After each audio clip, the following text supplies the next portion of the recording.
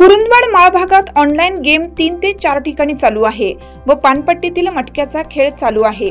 याकडे कोणीही लक्ष द्यायला तयार नाही। पोलीस याकडे पूर्णपणे दुर्लक्ष करत आहेत।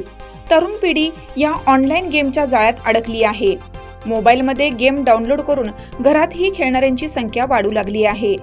कुरुंदवाड शहरामध्ये बऱ्याच प्रमाणे माळ भागात अवैध धंदे चालू आहेत, त्यावर कुठलीही कारवाई अद्यापही झाली नाही।